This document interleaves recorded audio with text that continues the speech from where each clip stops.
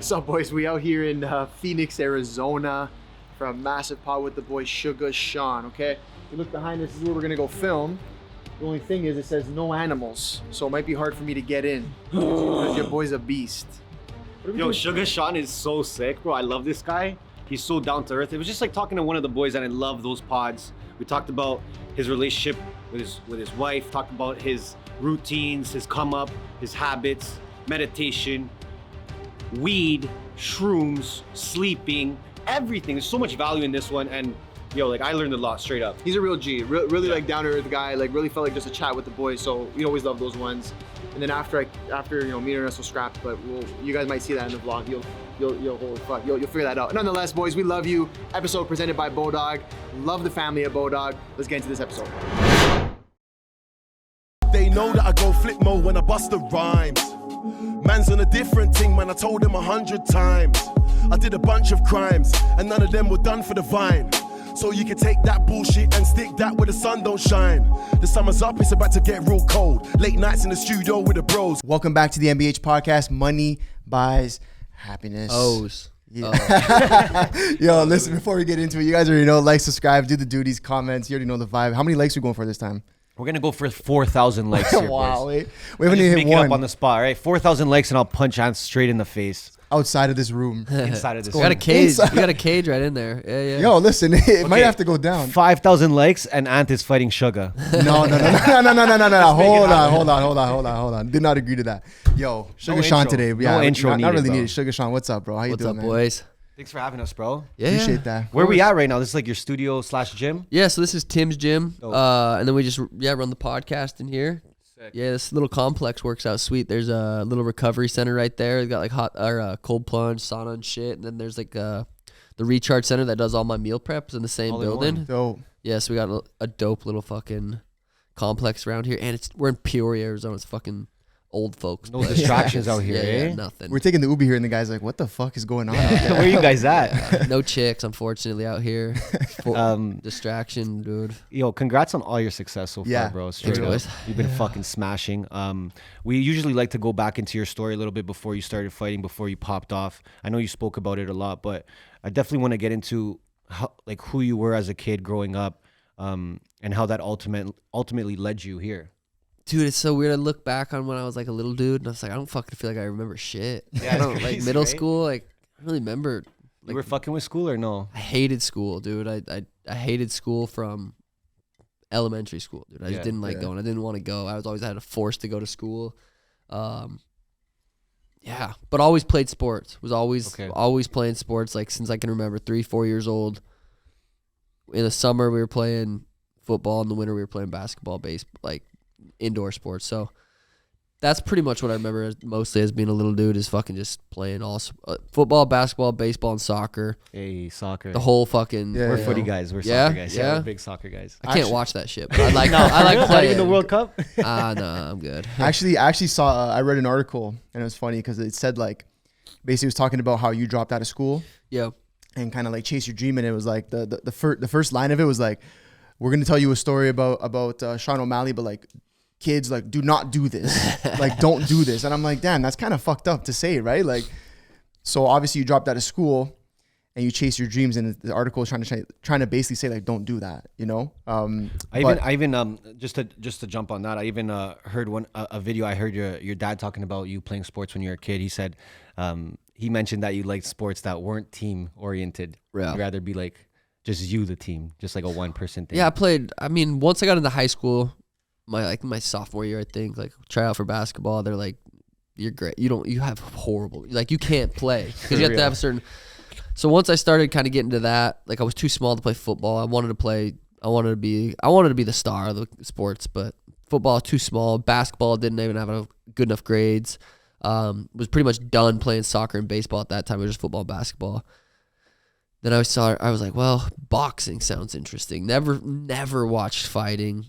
Didn't like it. Thought it was gross. Like my dad would watch UFC, and I'd be like, I don't understand. Like people, how do people get kicked in the ribs and that shit doesn't just break or get punched in the head? Like I couldn't watch it for whatever reason. I just was like, well, I think, and I've said this before too, and I'm pretty sure I I think chicks would like it. Like I kind of got into fighting. Is that what 'cause, inspired you at the beginning? dude, I really believe like getting into fighting, was solely because of chicks. Like not even money. Like you weren't even like I didn't know you could fucking make money in fighting. Like, So at that point, money didn't inspire you really. It's weird because that was like, I wanted to be famous and rich since I can remember, since I was little. Like I remember telling my parents, my friends in middle school, like I thought I was gonna be in the NFL. I was gonna say, what was your dream like at that being moment? in the NFL from Helena, Montana. Remind you, like, yeah. like I didn't know there was levels to things. Sure.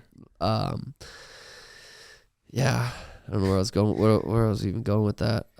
Yeah, Just playing sports, and I think what was inspiring you to get into fighting? I was talking about money. Like if money was inspiring you, but you're talking a lot about females inspiring you, maybe. Just money, chicks, fame. Like that's what I wanted. I didn't know where I was gonna get it from. Yeah. And it's funny like to think of like fighting is what happened. Like that's how we got it's here crazy, right now. because like the way society kind of pushes people nowadays, they make it seem like having those things as inspirations is a bad thing.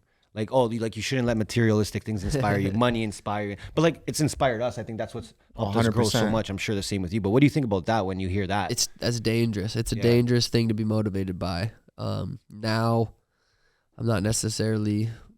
That's not what drives me as much. Like, it's not. I've been with the same girl, Danny, for like 8 years. Girls still is probably like the thing that well, girls are the biggest distraction and like something that's on my mind all the time. So like, I gotta be careful with that. Let's say you win a fucking massive fight, which you have. Like, what's inspiring you now to get ready for that next fight and win that next fight when you feel like you're at the top already? Yeah, it still is like the same things that it was, but it's just dangerous. You got to be careful because if you're constantly thinking about the money and I don't know. I'm still trying to figure everything out. Like, I don't feel like I have anything figured out. I don't feel like I could sit here and preach, like, you got to do this, got to do that. But I do know if money's your sole motivation, it's dangerous. It's like, you get money. I remember when I had made $100,000 in one fight. And, like, I was like, damn, $100,000 is a lot. Now $100,000 to me, it just doesn't, it's weird. It doesn't seem like a lot. And then I make $1 million. And I thought $1 million, I was like, once I have $1 million in my bank, I'm going to be chilling. Now it's like, need 10 mil. I want 10 mil. But dude, so that's always gonna kind of be there. But you got to be careful with that. You got to know too. Like, I think it's not it. Yeah, I think the dangerous part about it is like you said, like if money's your motivator, you get the money, then what? More money. Yeah, that's what's dangerous. But I'm curious, like on the come up, obviously, like at the beginning of the fighting, like you don't make a lot of money at all. Fuck so no. how the fuck do you like stay afloat while you're trying to train, right? Because you're training for months and months and months leading up to it. So I started training when I was 16.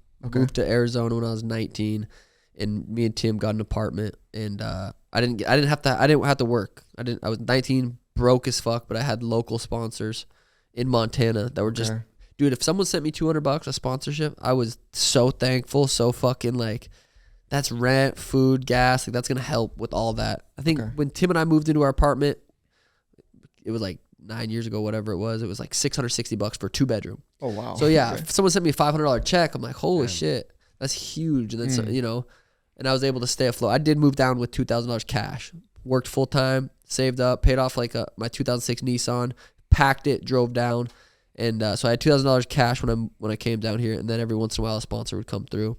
Then I would go and fight in Montana, make like $1,500 when you first start fighting. You're like, holy shit. Yeah. Like, a lot you feel of money. good, dude. So I was able to stay afloat from local sponsors in Montana. Corey Smith, this guy who was kind of putting on the shows in Montana, would sponsor me. And then other guys in like Great Falls.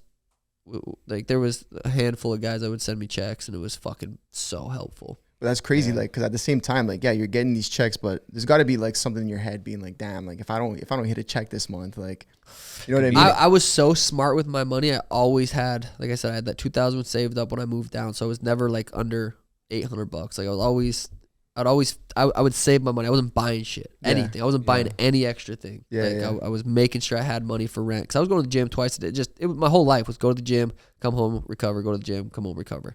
For the last 10 years, so it wasn't like I was buying a lot of shit when I didn't have money. Fair. Now I'm buying shit, but it's okay. Got the money. Do you ever let it's probably easy to let the money get to your head sometimes, but how do you stay grounded? How do you stay humble? Dude, I had a daughter 2 years ago. Yeah, congratulations, by the way. Thank you. Yeah, it was so weird because she was definitely in an accident. Like It wasn't like we were planning on having a baby. And she, like, we had her 2 years ago. That's when I started. Like, I was making decent money before that. But right when I had her, I started making good money, good brand deals, big brand deals, new contracts in the UFC, like making a lot of money.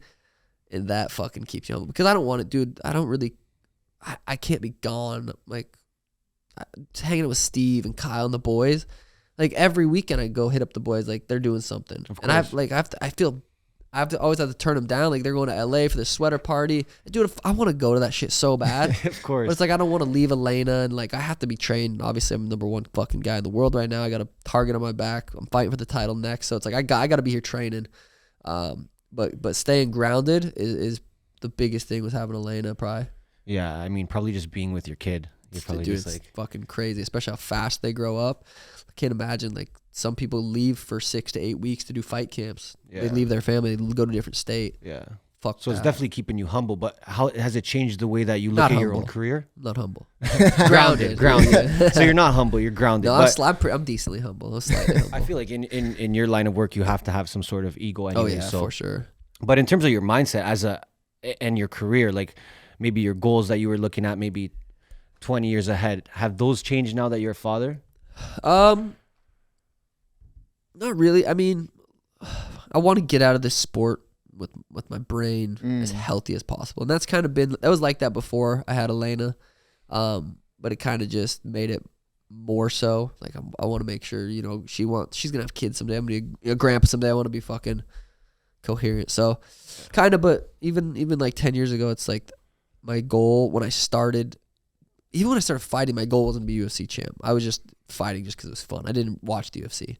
But once I did start watching the UFC, and that started to be my goals, because I want to get into UFC, I want to be champ, and I want to be fucking the biggest athlete in the world for a certain amount of time. Yes. And that was my goal when I started to watch the UFC.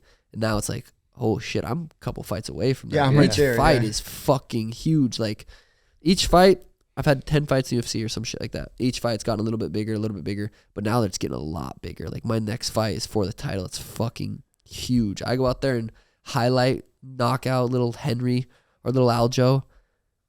I will be up there with the biggest athlete in the world. I go and defend the belt.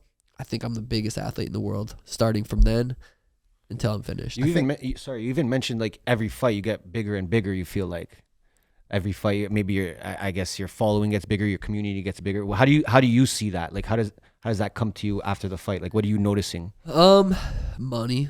Just the money, right? Like, what, brand deals and stuff like that? Brand deals the brand deals are getting bigger and bigger each time. The UFC contracts are getting bigger each time.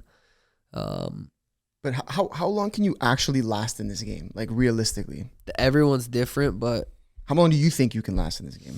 28 right now. Been in the UFC for 5 years. That 5 years went by pretty fast. You know, I think it depends. It's so hard to say. You start making that Conor money.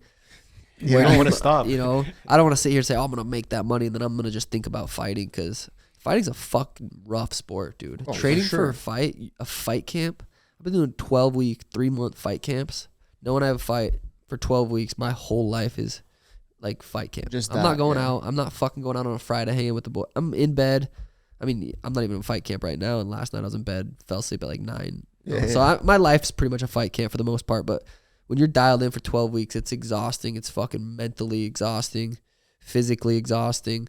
So it's hard to say. You got fucking $100 million in the bank. It's like, do I really want to go fucking get punched in the face keep today? going. Like, But you mentioned Conor and Conor money. Like, do you use him as someone you would look up to in a certain sense? oh, 100%. Yeah. Dude, I love what he did. Like, it's fucking, and I want to do the same thing. It sucks though. Once you get to a certain level of fame, it's like like Conor, whoever he fights is rich as fuck. Yeah. No matter what, whoever he fights, he's bringing them up. And in this Fair. game, it's like you almost don't. Like, Conor's like, I could go fight this guy, but now I know I'm going to give him a platform and make. So he's almost too big to where Yeah. it's like, fuck, he can't. You know what I mean? It Like, he's sucks. giving everyone a platform. Yeah. Like, I think Henry Cejudo is one of the most annoying people in the world. Like, you just look at him. But he goes out there and beats Aljo. I'm going to give him a platform to fight the Suga Show. And it's just like, Well, you kind of got to do it. You kind of Yeah, have you to got do it it. at that Yeah, point. yeah. I think even the way that you've built your brand, I mean, I don't see many fighters or athletes in general that are in the sport still, not retired, Yep. and then focus on building their personal brand, their social, and like, look, you're wearing your merch. And this is not new, right? You've been doing this for some time. So what made you want to get into that and realize, hey, maybe there's opportunities if I can expose myself online? Yeah, I mean, you always hear like fighters don't get paid, UFC fighters don't get paid a lot, and that's kind of true in a sense. But it's a you eat what you kill business. Like if you fucking bring in, if you have 7 people watching you at home, and like the UFC can track like who's a draw. They know. UFC 280, the last fight I was on, there was 2 fights after me. There was a co-main and the main event. I was the fight right before that. They did all the what's the word where you go ask people surveys or whatever. Yeah, surveys. I was the biggest draw for UFC 280. I sold that pay-per-view. I didn't get a percentage of that, which is fine. I'm still working my way up to that. But you eat what you kill. I'm doing a new contract after I just beat the #1 guy in the world, and I'm gonna get compensated correctly. Yeah. Hopefully. I mean, that's the plan. Yeah. I have a great relationship with the UFC, so I'm assuming that's, we're good to go. I just beat the #1 guy in the world. Yeah. I'm gonna get paid. I'm gonna get paid like that. Like you should. I mean, I see a lot of shit. Like obviously, Jake Paul is always talking shit about Dana White and the way he treats the fighters and stuff like that. Like, what do you have to say to that? I like Jake Paul. I love what he's doing. I'm gonna watch every one of his fight. I was fucking ringside at his last one. I just don't necessarily agree with the fighter pay. I have a good relationship with Dana White, and it's tricky. It's a tricky situation, but it's like, dude, there's some people that I think the base contract, you get signed to UFC, you make 12 and 12. So you go out there and win $24,000. You get a bonus, $50,000. You're chilling. You made a decent amount of money in your first UFC fight, like, and you don't even have to have a following. Like, if you get signed to UFC, like I had a decent following when I got signed because of Snoop Dogg went crazy and shit like that. I still got paid 12 for my first contract. I was able to renegotiate after that fight which not very many people are.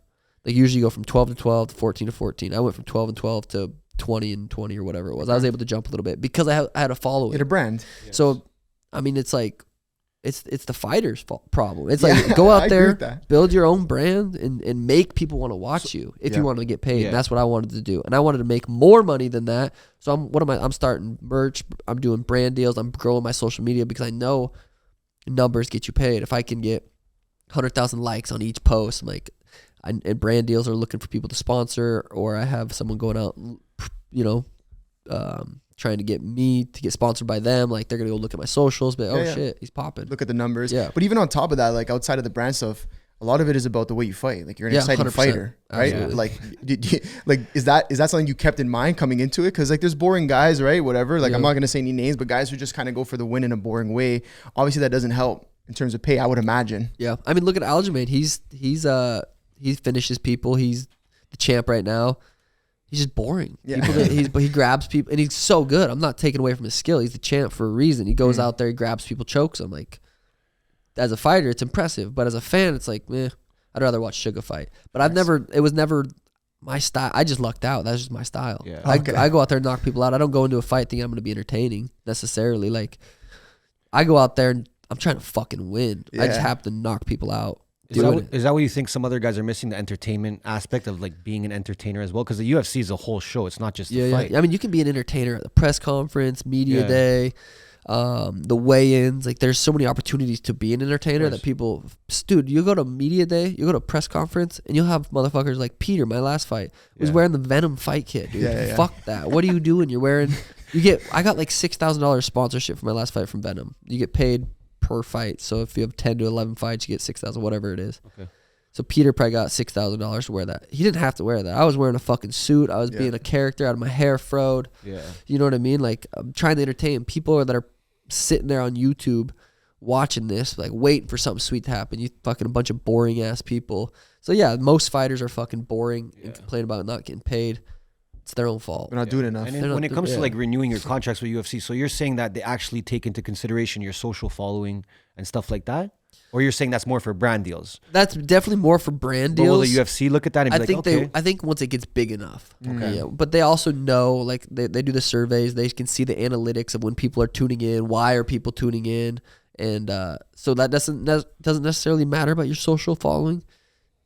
If you're the surveys and shit are coming back and you have a giant social following, it's not gonna hurt. Having a giant, it's not gonna hurt. But the brand deals is where the social fucking obviously matters. The engagement fucking matters. The authenticity of your posts matter. Would And you I say think the would you fans say like to connect with you too online. Fuck They yeah. feel fucking like they know you. Yeah, of course. would you say the connection with the Nelk guys, Happy Dad and all that helped as Oh, well? oh yeah. That was fucking organic too. Yeah. That was not like a forced thing. How'd that come to be? Yeah, I'm I curious. think I was blacked out and messaged after one of my fights, and I messaged Steve because it was crazy. I didn't know who Steve was. And fight week, we were at the hotel. It was COVID, so we were locked in the hotel for so long. Tuesday to the fight Saturday, you were fucking basically locked in the hotel. Me and Tim were just chilling and binged all of SteveWillDoIt stuff. Yeah. And because I didn't really know what Nelk was. I've heard about him. I heard they were going to the fights, so, and I didn't necessarily know at all who Nelk was. But then I saw Steve, and I remember after one of my fights, I was blacked. I'm pretty sure I messaged Steve, said something, and then he's like, "Yo, you want to come to Miami and hang out with 6ix9ine?" That was like a week after I fought, and I was like, "Dude, fuck yeah!" Like I like Six's music. I was a fan, so I was like, "Fuck yeah!" So flew to Miami that next weekend and hung out with Steve, and that was the first time I met Steve. Dude gives me an iced out rainbow AP that I fucking love. Legendary. Rocked First time you met. First time I met, and we fucking partied, and we partied Thursday night, Friday night, Saturday night. It was crazy, dude. It was a legendary trip. I know Six and Steve are in like Europe right now, partying around. Yeah. And that's another one. Like I could go hang out with. I would love to. Like hey Suga, you want to come hang? Like I can't. I gotta turn all that shit down right now, because I gotta grind.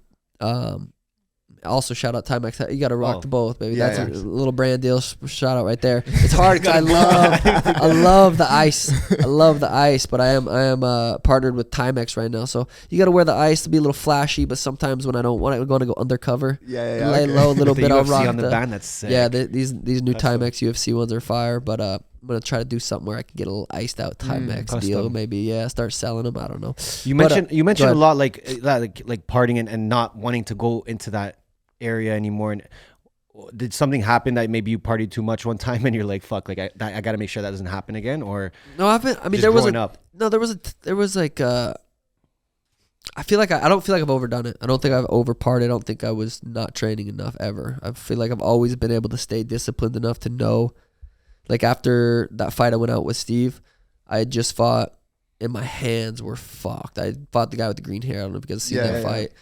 Punched that dude for 14 and a half minutes until the ref stopped it. My hands were so sore, dude. Like I couldn't train. Like I'm gonna go hang out with, I know what that does for my brand. I'm hanging out with fucking Steve. He's massive on you. I'm hanging out with 6ix9ine. Like that's massive for my brand too. And it's like, what the fuck? Of course I'm gonna go do that. Like that's fun as fuck. And it's a week after my fight. I'm not gonna be at the gym anyway. I like to take 2, 3, 4 weeks off to just let the body heal. It's a long fight camp. So but after that, I think I'd party like 3 weekends in a row, but I didn't think I overdid it. Especially now that I'm ranked number 1, my next fight's for the title, probably in July, which is a long time. It's like 6 months or so, but I am going to, Vegas this next weekend, to do an appearance and a watch party. There's fights in Vegas. I'm gonna do a watch party at like this place called Red Tail in Resorts World. Okay. Have you guys ever been to Zook in Resorts World? No. This club. I'm gonna do a club appearance, and I haven't partied. I partied with the boys actually the night after my fight. We partied in Dubai. Yeah. Yes. With Steiny and Gabe, the boys, Kyle. But so I only partied once since that fight. I've been training. And it's different. It does feel different now. I'm like, I'm ranked number 1. My next fight's for the title. Like, I need to be fucking more grinding. pressure. Yeah, but you're being smart about it. Like you said, like you're obviously you're partying with these guys, and these are your boys. Like, and you guys fucking vibe. But at the end of the day, it also helps the brand. Like, you're not stupid about it. You know what I mean? Like, I'm sure they're not getting mad that you don't want to go to a club. Like, you're fucking. You're an athlete. They're always really cool about it. Like Kyle hit me up and he's like, "Hey, can you make it?" I'm like, "No, dude, I got to be here training." He's like, "100%, dude. Like, I'd rather you be doing that." Yeah. So they're always really cool and understanding about it. How about the Happy Dad deal?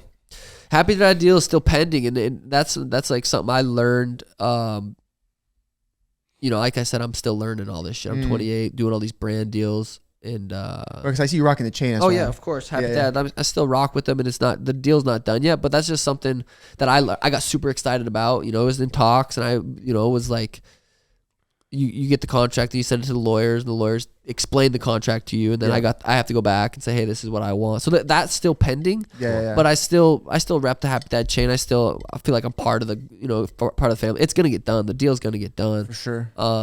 But that was a learning thing where like I was like all about it right away instead of waiting for it to get done. But I don't think like I said, I'm just learning about all this shit. Like I was gonna say, even with these contracts and stuff, is that something that you're like personally trying to also focus on? Like you're sending those contracts in, are you actually dialed in to be like, okay, like what does this mean? You know what I mean? Because I know a lot of our athletes, money comes in, they don't give a fuck. Hey, you know what? Yeah, just let my lawyer take care of it. Let this guy take care of it. Are you actually trying to learn it for yourself as well? Like, I love being on all the brand deals. I have a guy named Emron who is like a business advisor to me. He owns Sanibel, which was my first sponsor, and has still been a sponsor for the last 5 years. Sanibel's a MMA, or I guess not MMA, just like a combat sports company. It sells gloves, shin guards, gis, rash guards, all that stuff. And Emron's the CEO of that. He actually graduated to become a doctor. He was gonna be like, he's a fucking smart dude. He's from Pakistan. And he's someone I get on the phone with every single day. He's a CEO of a company and does all that stuff for Sanibel. And for the last probably 3 years, couple of years, he's been doing all my brand deals with me. He's so smart, and I'm learning so much from him. He's been through so much, and he gets experience in doing all this stuff with me. It's like he doesn't take any money. I've tried to pay him. Oh shit! He won't even let me. He won't even let me, if like we met with UFC the other day, he won't even let me buy his flight from where he lived to Vegas, hotels. Like he won't let me pay him, do anything. He's a good dude, but he looks over all my contracts. We also have a lawyer do it because he's not a lawyer. Of course. He's very, very smart, and he's so smart to know like, all right, I need someone else to look at that. So we do have lawyers that look over certain things, but when it comes to like brand deals and getting on the phone calls and asking the right questions, we'll be on a brand deal. And he'll be asking questions. I'm like, holy shit. Like, how'd you think of that? Good question. Yeah. Like, I'm so glad. But I'm impressed that you're like that into it as well. Because like I said, a lot of guys would be like, whatever, bro, 150K. Yeah, just sign the contract. You know what I mean? Like, whatever, 500K, just sign the fucking contract. I've turned down probably millions of dollars in contracts. Come on. Just because they weren't right. They're just not necessarily the right timing. We're going to hold off because it's going to be bigger next year. It's like we've turned down a lot of money. Yeah, but that means that like you're betting on yourself. Like you believe you can keep it going. Yeah, exactly. And to that point, like, have you ever in your career like had any self-doubt? Like, yo, maybe this isn't for me. Like maybe I can't like get to where I think I can. Like, what's up, everyone? Hope you're enjoying the show. The boys are back in Canada, as you can see, as you can tell. It's fucking cold. It's fucking gray. There's a couple benefits that come from being in Canada. My favorite is Bodog Casino. The boys have been firing on blackjack. Listen, we got to do the same for you. You got to get on and start winning with the boys, all right? We've been hitting blackjack. We've been hitting parlays. With that being said, Bodog is offering a $400 welcome bonus to all our Canadians that sign up right now, all right? Whether you put $200, $300, $50, they're going to match it. They're also going to give you 50 free casino spins, so go have some fun with that. And lastly, make sure you're using crypto to withdraw and deposit. It's so fast, so smooth, so efficient. And you know the boys are all about efficiency, all right? So get on Bodog, go sign up, join the boys, and let's get back to the episode. Yeah, there's definitely been times. When I first moved to the lab in Phoenix, I'm from, like I said, Helena, Montana, dude. I was beating up bums in Helena. I didn't know. Like, I thought I was really fucking good. And then I came down here and I was sparring with guys who were in the UFC, getting absolutely smashed. Like, no, not even close. And I remember 19, 20 years old crying after practice. Be like, oh, shit. Like, this that's is tough, fuck. yeah. But I always was able to kind of come back and be like, okay, well, it's just a matter of they've just put in more work than me. Fair. I just need to put in the work. I'm an athlete, and I'm smart and when it comes to athletics. Like, you can show me a move, I can apply it. So I was like, I just need to be in the fucking gym. I just need to be in the gym. But there was multiple times where I was like, fuck, maybe this isn't for me. But that was always snap out of it. That was always kind of just like a mood. Not snap out of it and get back to reality and be like, okay, well, I just need to go to the gym, go to the gym.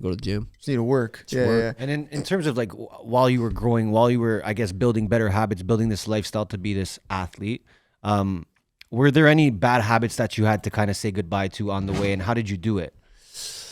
Bad habits. No, dude. I when I moved to Arizona when I was 19, I had never smoked, never drank, never did any drugs. Wow.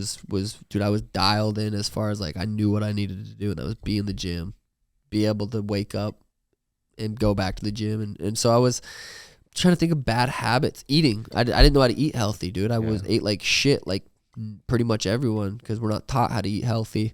And the only reason I really started looking into eating healthy is because I wanted to train more and I wanted to be healthier. My back, dude, I would fucking eat Hot Pocket and then go to the gym and be like, what the fuck? Why do I feel like shit? Fucking heartburn. Yeah, and then you start learning. It's like, okay, well, we're cars, and we need to fuel ourselves appropriately. You're not gonna put shit in a fucking Lamborghini and expect it to work. But you said you weren't smoking or drinking at all prior to never moving had here? smoked or drank in my life. I never drank until I was 21, and then I started smoking when I moved to Arizona because Tim was a bad influence and, Shout out and Tim. forced me. I was gonna say like you're like an advocate for it. Yeah. Talk about that a little bit. I'm curious. Yeah. It was actually because there was a fighter, R.I.P. Elias. He was in the Elias UFC for a little Theodoro. bit. I don't know if you know who he is. Yeah, he was on our pod. Good friend of ours on our pod back home in Toronto, and he was like the first guy who was like allowed to smoke weed and fight. Yeah. So I see you're kind of doing the same thing. Curious what your thoughts are on that, and if you think that will eventually be like 100% allowed, or Pretty much is like, now right now. Yeah. Yeah, the UFC has zero issue.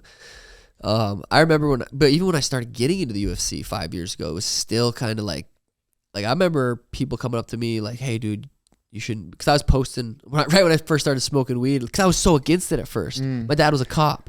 I thought I was so against marijuana shit, okay. because of what I was told growing up. Like, sure. this is a bad drug. Like, this is, it was no different than meth to me in my mind. So I was so against it. So then when I smoked for the first time, I was like, what the fuck? Like, bro, this is what it. So when I started smoking, I started posting on social media because I was a rebel. I've always been a rebel. So in my mind, I'm like, I'm going to post.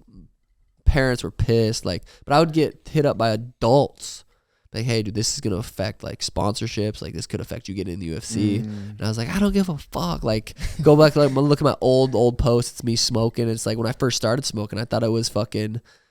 It was just funny because I was told about how bad it was, and I did it. I tried it for myself, and I was like, oh, like, you got to do your own research. You can't just trust what people tell you.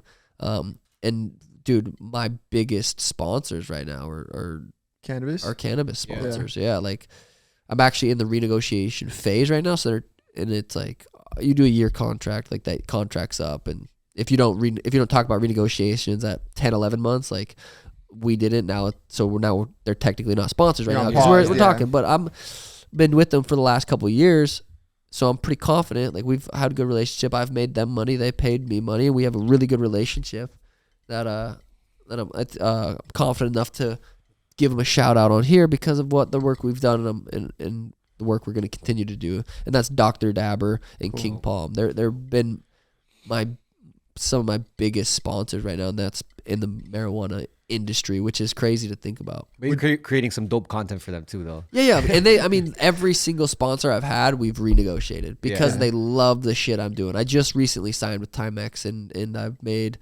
like, the content I make a reel, and it's gonna get over 1 million views. If it's a good reel, I'm gonna get over 1 million views, and that's like, it's hard for Timex to say, okay, I'm gonna go get I want 1 million views. How can I get that? Like, who else am I gonna get it from? Yeah, you're not gonna get it from some fucking average fighter in the UFC. The relationships I have with these brands are very beneficial for both parties. Yeah. But in terms of cannabis and the sport, like, do you think it helps you? Like, and if so, how? Dude, I would say 90% of people that use cannabis abuse it. It's a drug that you can abuse. It's just like caffeine. If you're drinking too much caffeine, like, it'll fuck you up. Yeah, it'll fuck you up. Marijuana's the same way. I have my buddy Schmitty, fucking smokes all day, dude. Shout out Schmitty, yo. Yeah, the guy's stoned right now, He's bro. dumping. He's hiring out. I have bought a house that's a funny story. I met him on Xbox. He was a subscriber, bro. Let's go. And I got a house right now. I call it the Jobin house. It's where 3 of the kids that I met online live at it. It's like a couple miles from my house. They live amazing. at it. They got jobs here. They're doing their own thing. But yeah, Schmitty, he fucking abuses marijuana. But most people do. I feel like I'm very good at not abusing it. I use it for, like, I'm not going to I'll smoke with the boys and get high and get stupid just for fun, just so we can laugh and giggle. Like, that happens. But for the most part, I use it not too close to bed. If I use it too close to bed, if I go to bed high, my sleep score, I track my sleep. My sleep's not as good. My REM sleep's dog shit. I wake up feeling groggy. I smoke around 6 before dinner, have a good dinner.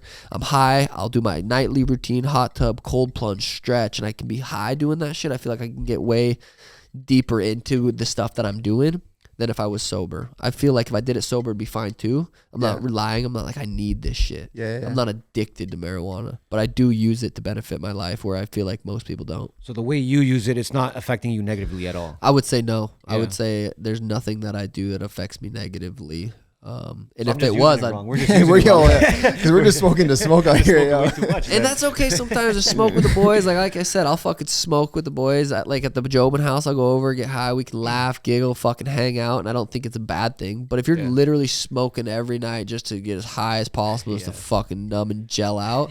Schmitty, you You're heard gonna that, wake bro. up stoned too. Yeah. You're gonna wake up stoned Yeah. too. How do you track your sleep? Is it the sleep app? I use gonna say this. the Oura Ring, the yeah. Oura the Ring. Oura Okay, Ring. Oura Ring. Dope. Yeah, not a sponsor, by the way. Say, I've been using this shit for like 4 years. I was using this shit before, like they sponsored the UFC. Now I was using this before they sponsored the UFC. I've been using this for a long, long time, very consistently, and it's tracking your sleep's good for you, because you wake up and you look at that, and you're like, fuck, I didn't sleep good.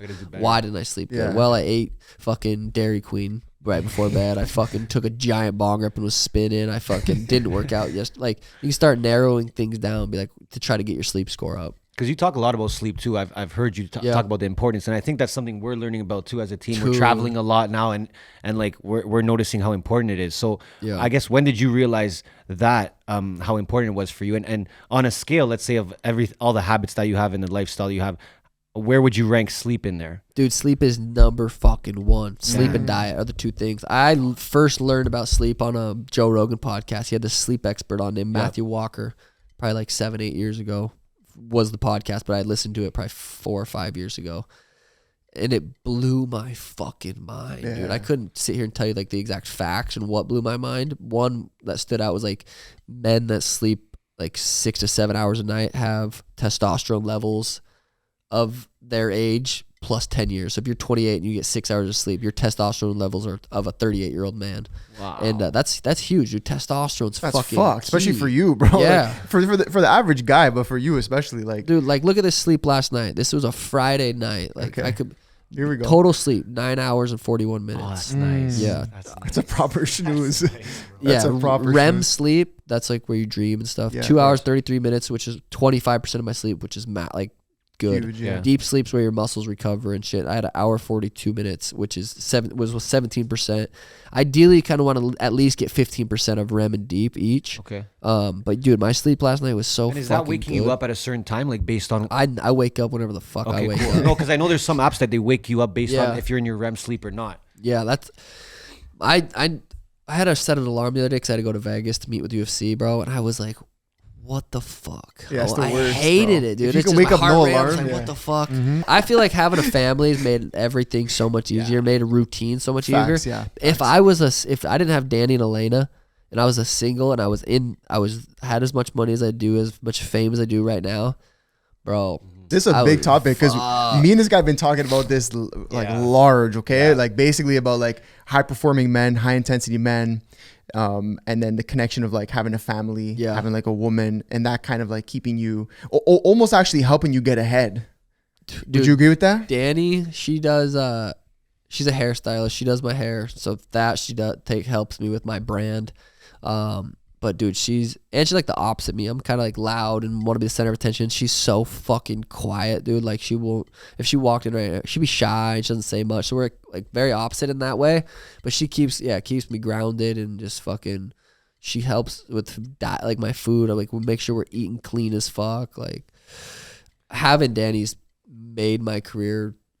Like, if I didn't meet Danny, because I met her when I was like 2-0 pro. I wasn't shit. I was like making 500 and 500 or some shit. And I've been with her ever since. And I truly don't believe I would be in this spot without Danny. Like, that's how much she's helped me throughout my career.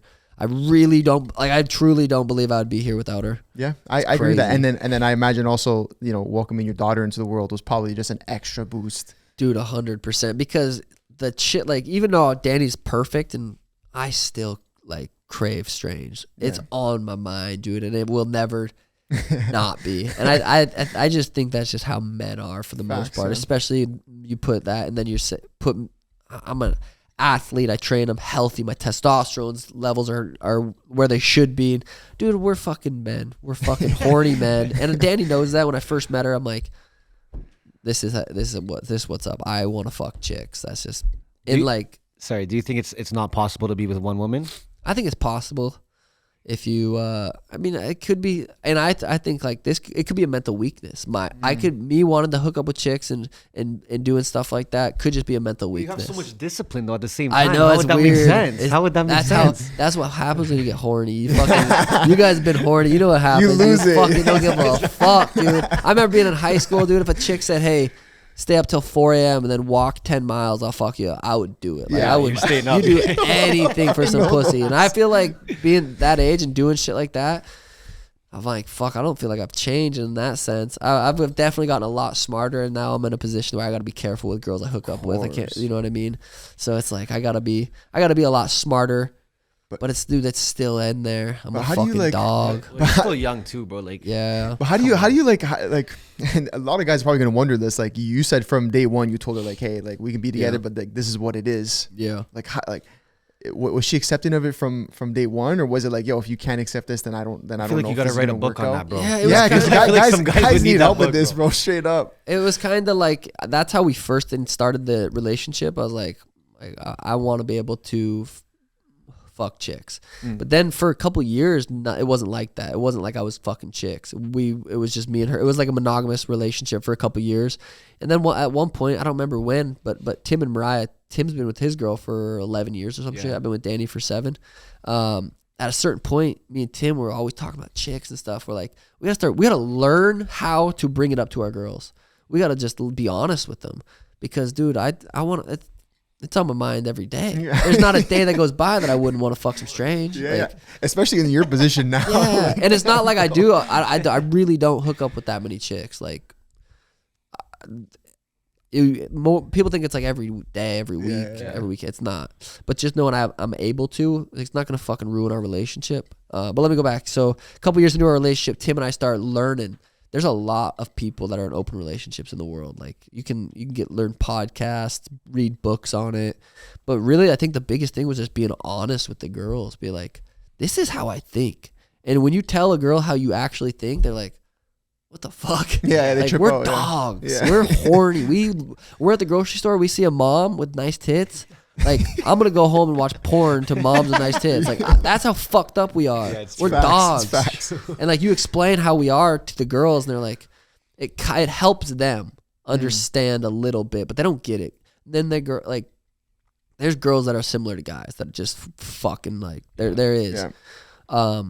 But, yeah, so having those conversations with Danny, and it's never easy. Like, I mean, even still, like, if I go to the club this weekend in Vegas, like Danny doesn't think like, oh, he's not going to cheat on me. He's not going to like, she's probably assuming that I'm going to fucking try to hook up with some sexy slut, but it's not going to ruin our relationship. Say I do hook up with a girl in Vegas and I come home and I tell her, or she says, hey, do you, and I say, yeah, we're not going to break up. We're not going to ruin what we have because I was horned up in Vegas one night. Like, we're not going to ruin what we have for that. And I think it's just a true, deeper level of love that I don't know if as many people get to. But it's the honesty part, like you're saying, bro. It's a tough conversation, bro. I was going to say, man. It's hard, dude, you have those just knots in your stomach where you have to bring it up because you know it's going to affect them. You know it's going to emotionally. But every time this has happened, every time I've hooked up with a girl and Danny's asked me about her, I've told her about it, it has made her grow so much as a person and has made our relationship grow so much. So I think we are where we are because of everything we've been through. It's never easy. If I go hook up with a chick, she gets jealous or she feels these emotions come up. But what's up, boys? You already know what time it is. It's full send subs time, baby. All right? I'm here to talk about 2 subs that I like to use pretty often, okay? The reason I like using them, first of all, before I get into what they do, is because they're like the little packets. So you just like pop them out, toss it in a water bottle, shake it around, and it makes your water taste good for those people who don't like to drink water because it tastes like nothing, although I don't mind it. But it adds a little flavor, so it's good. You got the immunity booster, all right? Keeping the kids just moving. You know how it goes. We're hitting flu season soon. It gets, it gets a little cold depending on where you're at. A lot of people get little sniffles, a little this, a little that. This shit keeps you moving, okay? It boosts immunity, and it actually does a few more things, okay? Increases testosterone, increases stamina, and improves and repairs the bodily tissues in your body. So, get this shit. Keep you fucking moving, okay? And on the other hand, we got the B12, the energy booster.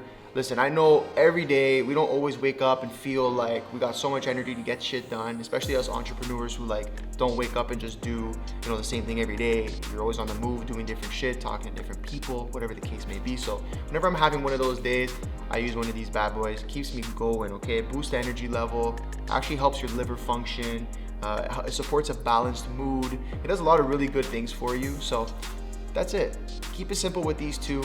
And if you're gonna try them, you may as well get a discount, all right? MBH15 is the discount. Supplements.co. That's the fucking website, all right? And with that being said, let's get back to this episode.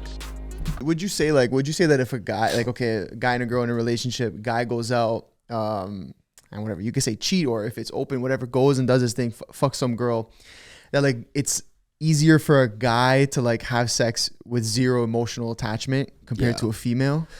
Yeah, for sure. And like in our relationship, Danny had the same event, like options. Like you can go do this too. And you're cool with that? She's very, very shy, and she doesn't think like me. She's not like, I want to go fuck this guy. Yeah.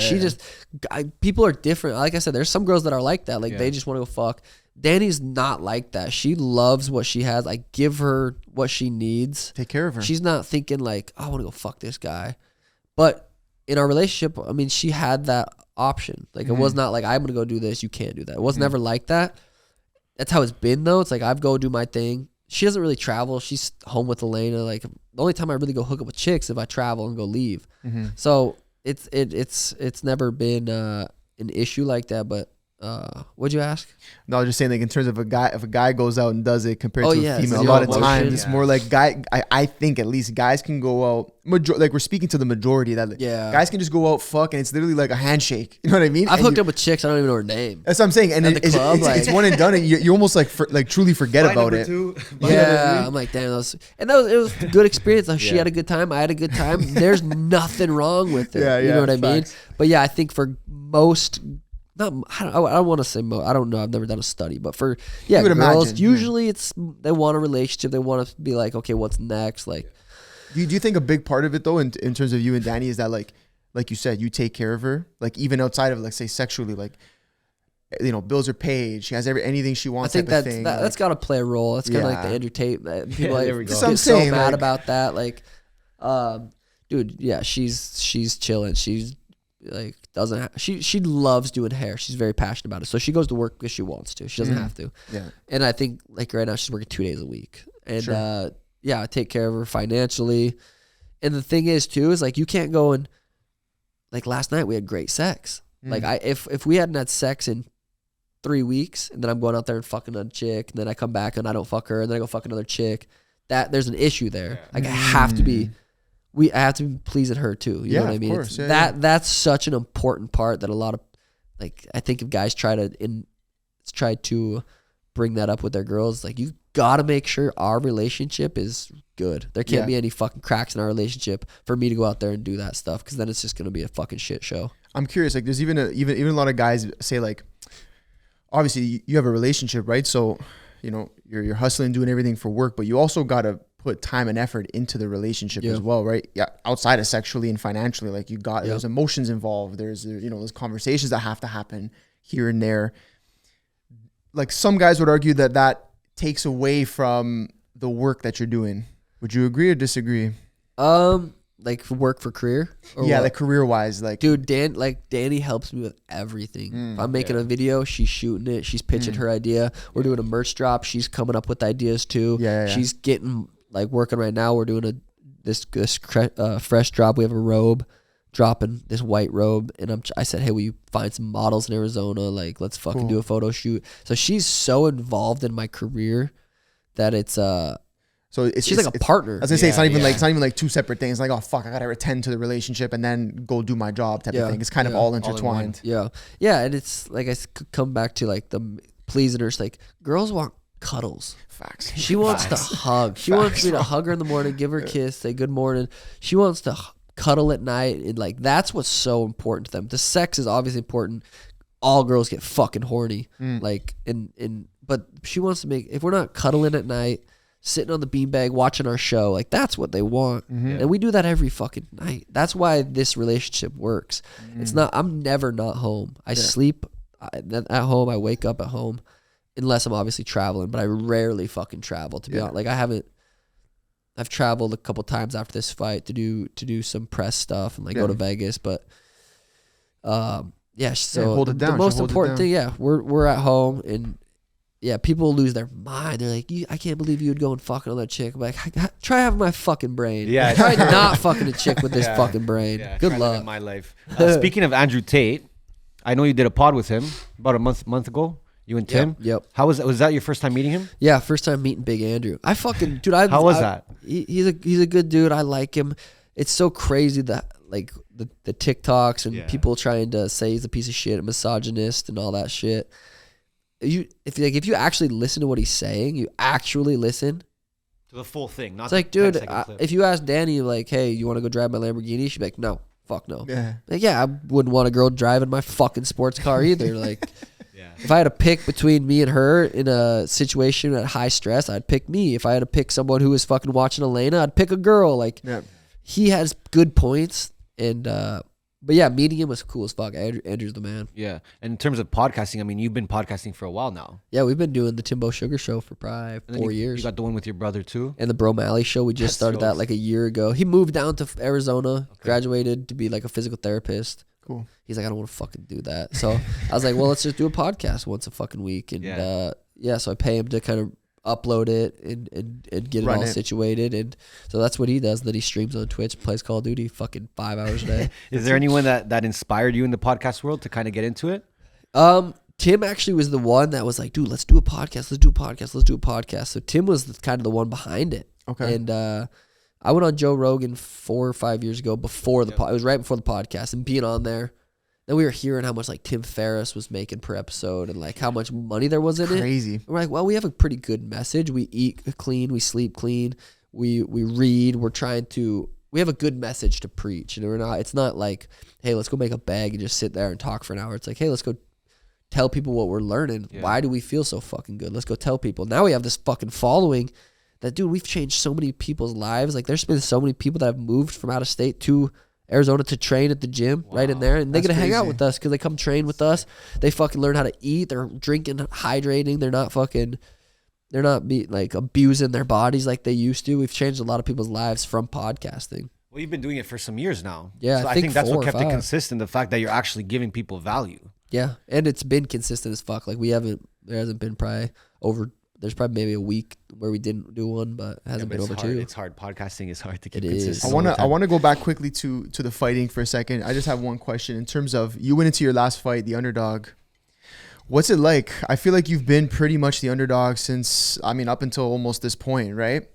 What's that like going into? I was the favorite. This was the first time I was an actual underdog on the cards. But in general, I feel like your come up has been pretty like, people want to see me lose. Yeah, exactly. Yeah. Like what? Okay, but I guess we can speak then to this specific fight, being the underdog. What was that like going into it? Looking at the cards, looking at the because did you look at like the odds and shit? What these guys are gambling? I always hear about it. Like I always hear the boys like, I'm putting 150 on you. Yeah, Steve put 250 on me one time or something, which is fucking crazy. It doesn't really affect me just because, the stoicism, dude. I don't let external things, like I've been reading and learning about stoicism for the last 4 or 5 years. I'm not going to let these external things affect how I feel inside. If someone says, hey, I put $1 million on you, I'm like, congrats. Yeah, right. Doesn't faze me. After I win, and then they win that, then it's like, I'm pumped. So yeah, then fuck, what'd you ask? No, it was like going into this fight, underdog. Yeah, I mean, like, what was that? It was different being an underdog in a sense to where like everyone thought I was gonna get mauled for sure because I hadn't fought the competition. Like I went from number 11. I fought the fight before that. I fought a guy named Pedro Munoz who was very well respected. Very like that was supposed to be my toughest fight. The fight ended in an eye poke, no contest, but. That fight just fucking sucked all around. So I still hadn't been tested. Now I'm fighting Petr Yan, this fucking Russian assassin who could be considered the champ at the time because of the way the fight ended the last time he fought, blah, blah, blah. But fighting this killer. And yeah, dude, I would on my hard sprints, I was listening to like people predict the fights, and it was like everyone was predicting Peter. Like there was like, Sean really doesn't have a chance, blah, blah, blah. And I knew I was elite. I knew what I was capable of. So going into that fight, the odds and shit didn't affect me, but I was just excited, dude. That was the most excited I've been for a performance, because I knew how high level of a fight it was going to be. And I always said, like, the better the guys, the better me's gonna come out. Like, it's gonna take a good guy to bring the best out of me. And Peter was the number one guy in the world, so I was excited for that fight. How do you feel? How do you feel about the way that it ended? Because I know there was some people were trying to say, "Oh, I don't know if you should have won this." And that. I saw like TikTok was going crazy. There was so many fucking opinions, bro, which I mean, you're gonna expect, obviously. It was all the people that were saying I lost that fight were all the same people saying had no chance. You go and rewatch the fight, and you judge the fight on damage, which is the number one criteria for a judge when they're sitting on the cage side. Say if there's no damage, if the fight's kind of boring, then we'll go to like control. Yeah. Which he had more control time, but you didn't have to go to that criteria because of the damage. Facts. The first round, you go watch it, I did more damage. Like, it's pretty clear to me. Second round, he did more damage. Third round, I did more damage. It's pretty clear for me. I won 1 and 3. And a lot of people, like Joe Rogan first came out, said, how'd Peter lose that fight? He should have won that fight. He said he was sitting around at a fucking table with his boys drinking, watching the fight. He said he rewatched the fight by himself, sat down, and actually rewatched it as a judge. Yeah, you won round 1 and 3. That's how most people were after they rewatched. They're like, okay, yeah, we do get it. Yeah, it takes time. You got to like actually go back. Yeah, because I feel like in the heat of the moment, whether you're like at the fight, you're just going crazy. People are sitting at home drinking. They're kind of just like, but you're saying from a technical standpoint, when you sit down and watch it second time, you're like, oh, okay. You got the fucking W. That's what matters, bro. At the end of the day, and it would suck if I did feel like I lost that fight. Now I would be like, God damn it, I wouldn't sit right with me. But after rewatching it, probably 10 times now, it's like I do believe I won that fight. I won round 1 and I won round 3, and so it feels good just to be like, dude, I beat Petr Yan, who is a fucking savage. Yeah, those Russians are fucked, eh? Dude. Yeah. You mentioned not letting external forces get to you and that spiritual side of you. When did you start getting into that? I know you mentioned meditation a lot. I fucking love meditating, bro. So I gotta listen to your journey on that too. Yeah. So we started. Tim, when he was fighting, my coach, he his last fight in Montana broke his jaw. Boom. Had to get surgery, get it wired shut for like 6 weeks. Like just wired shut like that. Fucked. He started kind of getting into meditation because of the circumstances. He was like, how do you fucking control these thoughts? So he started getting into it, and he started telling me that we've always been good at that. Like, I read a book, I'm like, yo, you got to check this out. Let's do yo, you got to check this out. We've always been good at sharing information. And he's started meditating. He's found it like very beneficial. And he's like, dude, you got to try this. You got to try this. I don't remember the first app I downloaded. I think it might have been Waking Up by Sam Harris, who's a neuroscientist. And it was like this 50-day thing. So every day for 50 days, like I think the first one was like 3 minutes for a couple days. Then it was 5 minutes. Then at the end of it, it's like 10 minutes. So that was like my first introduction to meditation, was from Tim recommending it to me, and completely changed my life. Anytime you read a book that has like Tim Ferriss's books, Tools of Titans, he interviews 100 different people, successful. You guys heard of him? Yeah. And all the smartest motherfuckers talk about it. Smartest motherfuckers talk about meditating, taking time out of their day to quiet their fucking mind. Sounds so simple. It's hard. Like, really you tell someone, hey, go do 10 minutes. I'm like, okay, I have 24 hours in a day. I could do 10 minutes. Dude, sit in there for 10 minutes. So it's like impossible for some people, dude. But I've been very, very consistent with meditation, probably last same 4 or 5 years, kind of when I started. I started journaling, started reading more, started kind of all those healthy habits around the same time.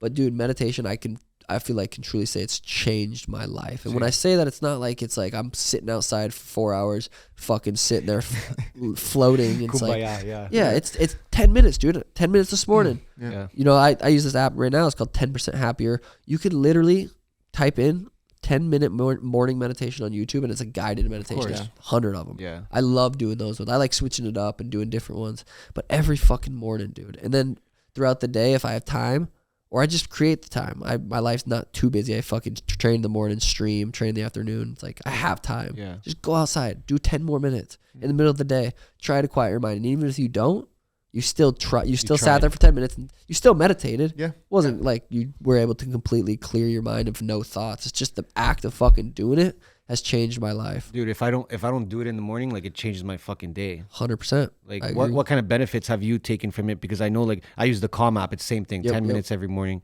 same kind of thing. And I notice long-term benefits and short-term, like just that day, just being more sharp, more clear. So what have you taken from it? Yeah, I feel like it's helped my career, and that's kind of why I started doing everything. That's why I started eating healthy. That's why I started journaling, meditating, reading. All these things were to help my career. But I was like, damn, this is helping just my life in general. This is making me a better person. This is making me feel better. This is making me be able to have better conversations with Danny. Or like, I don't know how you guys are with your moms, but dude, my mom can trigger me so easy. She could say something and I could just snap. Something pop, like I feel this I'm like, why is that? And it's probably from childhood. It's whatever. I feel like, but it helps me be more calm, more compassionate, be able to like kind of let that first anger, that first couple thoughts kind of go away and be able to actually have a better conversation with whoever it is. But yeah, meditating has made me be able to probably just be more calm and more thoughtful in my conversation. Has that helped you in the octagon as well when you get in there and you got to dial in? Because I know that meditation helps you dial in when you need to, right? So has that been a focal point for you? Yeah, and that's more like breath work for me, which is meditation too. But when I do like a breath work for like a specific before training, I feel like I can get so fucking dialed in. Like when I'm in the back room, I'm so calm, dude. I had zero nerves walking. I was fighting in fucking Abu Dhabi, fighting this Russian. Yeah. And I was so calm, dude. I was fucking chilling. Just felt, and that was from, I do think all the meditating I have done leading up to those moments helps me be able to get into the flow state. And I believe I can enter the flow state through breathing, just following my breath.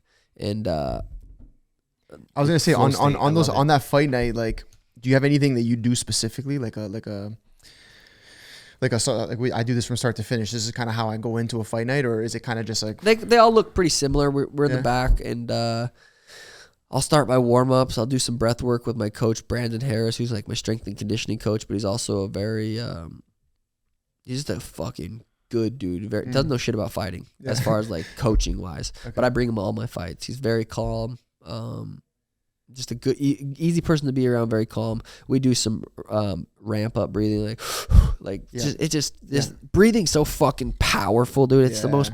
Breathing is definitely underrated and underused for not just athletes, but just dude, you're stressed out at home, and okay, well, let's do some long inhales and even longer exhales, and you can start to affect how your body feels. But in the back, it's just kind of like a basic warm up, making sure my body's feeling loose, like there's the blood's flowing, and hit some breath work and just fucking prepare for fucking war. Yeah. You got pretty bad injury 2018, right? Yeah. And then you were out for about 2 years? Yeah. Damn. How was that time for you? That was tough. That was fucking hard because I was so used to fighting 3 to 5 times a year. So 2018, March, like 27th or some shit, I broke my foot, snapped it. It was called Liz Frank injury. So I snapped my foot. It's like a major surgery, like very, very tough surgery to come back from. It my foot legitimately hurt and was healing for 2 years. Like it was painful. I threw a kick and I landed and I stepped to throw a right hand and my foot snapped, like the top of it. So I had surgery on my foot. Then after that, my foot healed. I had surgery I had a torn labrum in my hip. So I had 2 surgeries in that time period. But I was also able to, once I healed up from those, I felt like a new human. Because my hip was torn for a long time and I was dealing with it and I didn't really know how much it was affecting me. But after I was all healed up, I'm like, oh shit, I feel like a different athlete. I felt really good. Yeah. And I was able to dial in on jiu-jitsu. That was kind of like ground game was always like my weakness. Just take him down.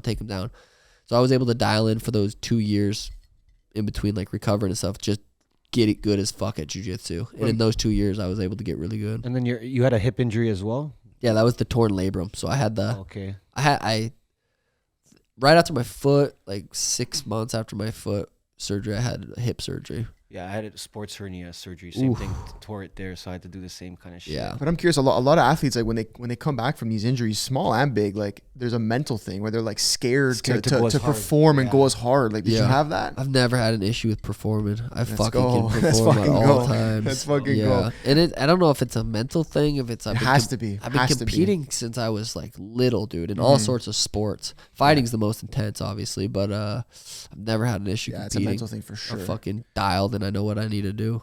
You went to Tijuana to do the stem cell stuff. We gotta talk about that because, like, yo, I've been hearing about that from some friends and shit too, and they've done it and they're saying they feel amazing. Yeah, it's the stem cells. The therapy, right? Yep. So we initially went because we had the trip planned before my fight. I'm like, well, because they do hyperbaric chamber, they do all sorts of stuff like healing wise. The hyperbaric chamber is really good for concussion. So we booked it before the fight. I knew I was gonna be fucking sore, but the original reason we booked it is because Tim's shoulder. He's been dealing with this shoulder injury. He hasn't been able to train for like 6 months. He doesn't want to get surgery, so we went there for his shoulder. So, and he said, and I guess the stem cells can take up to 6 weeks to really start fully affect, like to do what they need to do. So his shoulder's been slowly improving. I got stem cells in my knee. I didn't really have too much damage there in my knee. Like structurally, it was fine. I had inflammation there. My knee's been feeling really fucking good. I don't know if it's the stem cells or if it's just I've been eating good, sleeping good, doing the right things.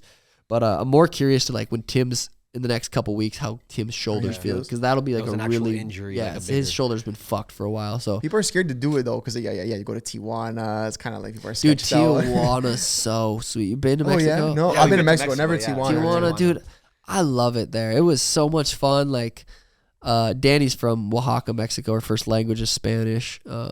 I've been learning Spanish for ever since I met her. So it was, and I know a decent amount. So when I was there, it was fun to speak the language and like try to talk to the people. And it's just like, it's such a poor country, and like you could see it was sad, but it was fucking humbling being there. I like really enjoyed being there. Yeah. So we were there for like 4 days. But you guys ever been to Hong Kong? No. So At the we spot? gotta go or what? I mean Hong Kong in Tijuana. Oh no, never been to Tijuana. Existed. I'm sure some of the guys listening. No, because I guess now in your career you've been traveling so much, right? And a lot more than before, but yeah. And for us too, like we've been traveling so much more, and it's inspiring to us. We learn something everywhere we go. So how has that been for you? How has that opened your mind to, I guess, looking at the world in a different way or having new perspectives? Yeah, I try to travel the least amount of possible because dude, traveling fucks up with your sleep, fucks up your routine, fucks up your eating, everything. Sleep is the sleep and the food. Eating clean, traveling's hard. So I try not to travel very much, and I really don't travel that much. But when I do, like going to Tijuana, it was for a specific reason. It was recovery. Going to Abu Dhabi was to fight. Going to Vegas this weekend is to fucking party. Like, let's go. I always have an objective. Intentions, bro. You need them. Yeah. Intentions is fucking very important. But you learn something everywhere you go, kind of thing. Yeah, Miami, you learn. Depends what it is. Miami, you learn how hot chicks can actually be, dude. Every time I'm in Miami, I'm like, what the fuck, dude? I never seen that before. They're like 10s just walking down the street. We always say go there. Bro, we go to Target and there's 10 MILFs. Dude, it's just I can't go to Miami. It doesn't make sense. I almost refuse to. We were there like 3-4 months at the beginning of the year because we bought a house out there, but we kind of learned how to not get distracted there. It was tough, but I think that's hard, bro. But we weren't around like. Yeah, but then we went out. We went out with Steven and Kyle and them. And this guy got a fucking concussion. I got a concussion. Bro, you're getting concussions from fights. That's okay. Yeah. I'm getting concussions because I'm getting too sauced. And then I just went right into the elevator door like this. Boom. The corner of the elevator door, like the metal door. For the next 2 weeks, I couldn't even look at a light. Couldn't do nothing. That's crazy because you gotta some like concussions I've had concussions. You gotta lay in. You can't look at your phone. You can't watch TV. You don't want to hear sound. I was fucking dead. It's scary. That was all fucked. It's scary. And knowing you're gonna go into a fight, knowing you could feel like that after is fucking scary. That's crazy. Bro, I just went to the club. Yeah. At least if I went to the fight, I would have got made some money, done something. But the boys going to New Year's Eve in Miami. They invited me. I said, I can't make it, boys. I would love to, but I just can't. Those guys party different, bro. I mean, a couple happy dads will get you going, bro. I went just a couple. Last time I was in Miami with the boys, we did the yacht party. It was Kyle's birthday. Yeah. I just go so, like I just go all out because I don't do it often. So when I do it, I just go so hard that like if people are trying to go to bed at 4 a.m., I'm like, what are you doing? Fucking pussies. Let's go. Yeah. Like, I remember every time I party with all the boys, I'm always the last one fucking just being an idiot. But Listen, how about this? I want to talk about the swag. We talked about it a bit off. How involved are you in that? Are you actually coming up with designs and stuff yourself? Are you involved in the creative? I would like the colorways. I would say, yeah, like for Dope. Christmas, I was like, I really like the kind of almost the Gucci look, but not the same. I wanted the white for Christmas, the fresh kind of feel. So I'd say we're pretty involved when it comes to like the colorways and stuff. But when it comes to design, like if I close my eyes and try to picture something, like, I feel that's just not my thing. Like, But I mean, like when you look at yourself online and stuff, you have very outgoing fashion. Yeah. Like where did that come from? Oh yeah, I love, dude. If we're doing like like at the club this weekend, I'm gonna be looking fresh. I don't know what I'm gonna be wearing, but I'm gonna be wearing something sick. I just like to try on different fits and just I like shit that stands out. I love it to be just fucking just. I want it to be different. have you always been that way though, trying to stand out? Once I started getting into the UFC, is like I need to be different. Like I can't. Facts. Like my first press or media day, like I remember went to Nordstrom Rack and I'm like, I'm gonna find the craziest shit I can find and like froed my hair and like it's like I want to stand out. All the media people were loving me. I go to every media day. It's like I'm the number one. Now it's different because I am the number one guy. But even before that, when I was fighting guys that weren't that good, I got more media than the fucking main event because the way my you fits, show up, my outfits, my personality. So it kind of started like once I got signed to the UFC, I'm like, all right, let's be different. Yeah. And I always kind of felt like had that personality anyway, so it wasn't like forced. It wasn't like, all right, this is gonna be awkward. I'm gonna wear this and it's gonna feel weird. It's like when I put something crazy on, I'm like, this feels good. Yeah. Like, this is me. Is the merch something you want to keep doing maybe even after fighting? Like, Dude, the merch wasn't even. I was doing merch when I was fighting in Montana when I was 17, 18 years old. Just shitty fucking t-shirts, like trying to. I like doing the merch thing wasn't like a money thing for me. Like I've been doing merch since I was like 17, 18, like shit, just like a dog shit stuff. But people were still buying, supporting. I'd sell shirts for $25, and so I've been doing merch for a long time, way before I was in the UFC. I guess not way more. When I was like, probably 17, 18. Yeah. Doing merch. So merch, I don't even like calling it merch. I like calling it clothing, apparel, brand. Merch seems more like just like fighters merch. Like they have a fight coming up. No, because now it's stylish. Now you can just rock it like wherever. So I think it's past merch now. So yeah, I'm gonna do this forever. I love the clothing brand aspect of it. The Suga, the brand. I see the Suga as being a Gucci, as being a Versace, being like Gucci, Versace, Suga. Fuck Balenciaga, right? We're waiting for that one. I'm like, what the fuck? I have like 17 pairs of glasses from them. What do I do? Burn them. You gotta just, I don't know. I'm gonna just put some tape over them. I mean, they look sick. I was gonna say, like, I think the brand can truly live on, like, beyond fighting. Yeah, that's the plan. I mean, I want to create the Suga brand to be fucking just massive. I don't want it to even have to be associated with me. I want Suga to be in a store and be like, damn, that's fucking sweet. Yeah, it's fire. I don't know. I didn't know Suga was a fighter. Like, I just like the name's catchy as fuck too. That's the thing. Yeah. And I'm getting it trademarked right now too. I'm like, what? Nobody had that trademark? Fuck yeah. So keep it. Yeah. Listen, before we have, I'm still going. I got another question too. I want to kick it back quickly to earlier when I said I had read an article and they're like, yo, listen, like he dropped out to pursue fighting. Like, don't do that. Like what would you say to a kid who's like, hey, I want to drop out, and whether it's to pursue fighting or to pursue, I don't know, anything, like, you know what I mean? Like, if it's to pursue something specific and you don't need fucking school, I'd say I'll go for it. But if you're like, I'm going to drop out and try to figure out what to do, well, I might as well finish school, like high school at least. Might as well finish high school if you don't know specifically what you want to do. But when you dropped out, you knew for sure it was fighting. I'm dropping out to fight, or was it like I'm gonna drop out and figure out what I'm gonna do? I would rather be training than at school. So it was like I would rather be doing this than going to school. So it was specifically I wanted to be at kickboxing. I wanted to be doing something that I wanted to be doing. I hated school so much. I just hated being there. I'm like, this makes no sense, dude. Yeah. I'm gonna learn 8 subjects in 8 hours, and an hour each subject. Get homework from each of them. Yeah. And then have a test on all of them. Yeah. And you're supposed to. You expect me to actually fucking remember some of and this you don't shit, care about any of dude? those subjects to begin with, bro. Yeah. It makes zero fucking sense. It's free babysitting for parents is what the school is, and that's important too. Sure. Like there's parents that have to go to the work, but they can't afford a babysitter because they're spending the same amount they're making. Yeah. So I mean, now you got to go to school, and it's a free babysitting, so it is important.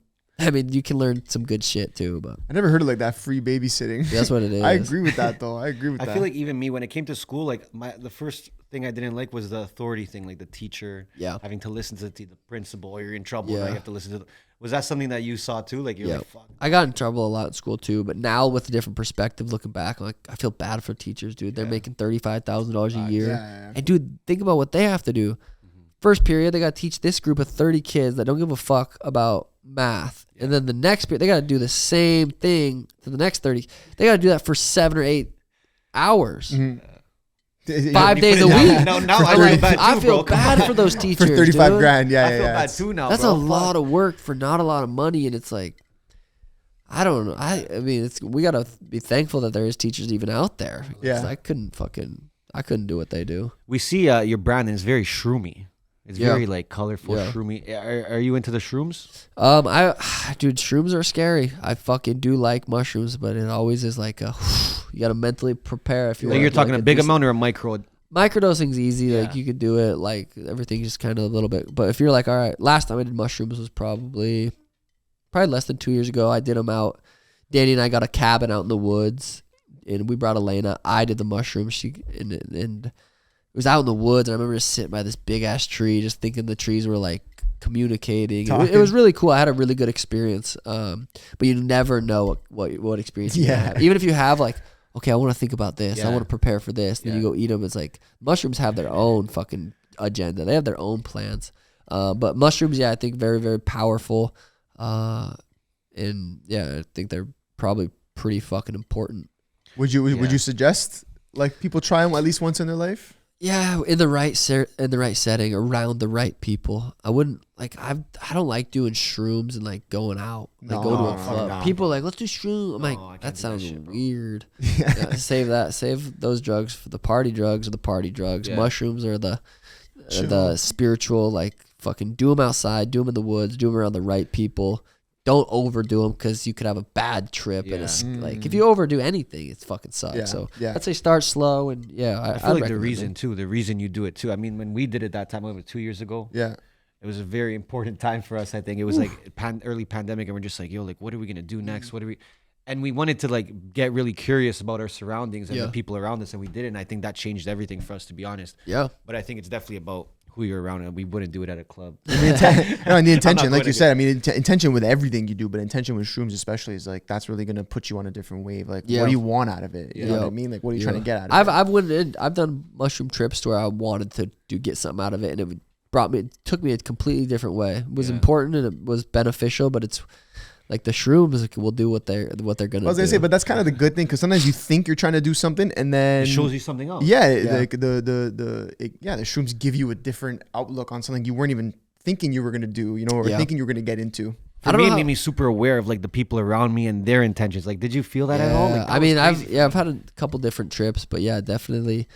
I feel like the more wise you get, the smarter you get, you kind of see what people's intentions are. It's like, you gotta be careful. Yeah, speaking to that, like as obviously you've continued growing, like has your circle gotten smaller? Because a lot of the people that we talk to who are very successful, it's kind of two things. They always say like, like the very like personal circle has gotten smaller, but although they've met a whole bunch of new people, like their network's gotten bigger, but they're like their close knit circle has like shrunk into like almost nothing. Yeah, every time I'm out, like I have a very small circle, and it's been the same circle for a while. Like I didn't come here today with anybody. Obviously, there's people training and stuff, but I keep my circle very small. But networking, obviously, you get bigger and bigger. But you find it hard to trust people now that you're this big? I don't even have. I don't talk to anybody. Like, I changed my number a couple years ago. Like I don't really talk to people. I'm good with. I have a certain amount of energy throughout the day that I can expend, that I can use. Training takes a lot of energy. Streaming it takes a good amount of energy. Being a dad, being with Elena takes I don't have energy to fucking get on calls with random people. Like I'm doing brand deals. I'm talking to Emron about how to build our brand. We got the podcast that I do. Like I got enough shit that I don't have time to fucking deal with anything else extra. It's so nice just not having. I don't really have much stress either. I keep the stress very low. You seem pretty stress free, to be honest. I don't really have nothing to stress about. Yeah. Like once you can pay your bills, like that. I mean, pay your bills. You have food. You have shelter. You have whatever. It's like anything else is just probably added stress that you don't fucking need. So yeah, I really don't stress about much. In terms of, we talked about the merch a bit and you wanting to do that for a while too, and going forward. But when you look at like even the brands that you work with, the sponsors and stuff like that, do you ever think of investing in them or even starting your own brands?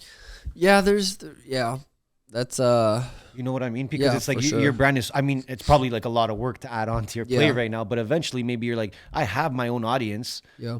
I could just plug my own products in now, like I did with the clothing. Yeah. Eventually I want to build out a team to do stuff like that. You know, I want to build, I just bought this land right behind my house, like a little over an acre. I'd love to put a warehouse on there, put some office space in there, start building the Suga brand as like an empire. And then start building my own stuff to where I don't have sponsors. I just am sponsoring my own shit. Like Full Send and the Happy Dads. Course, that's their sponsor for their pod. Doing stuff like that is definitely in the future, but that takes a lot of work that I would be involved in, and I don't have that extra time, and that would add stress, good stress, but that would add stress to my life that I can't have right now because I do have to be focused on improving and getting better because there's killers out there. Yeah, I was gonna say the Bantamweight division is the best division in the UFC right now. I don't have time to be starting businesses. Like I can be doing these little brand deals and doing stuff and like making my content, but as long as I'm putting fighting first, that's the most important thing. And if I wanted to actually start a brand or like a specific product, that would take a lot more energy that I don't want to give out right now. Well, yeah, because fighting essentially is like the gas that keeps the engine moving. All the other stuff is just extra. Dude, I go out there and lose my next 3 fights in a row. Done. These fucking brands aren't going to I mean, there's certain ones.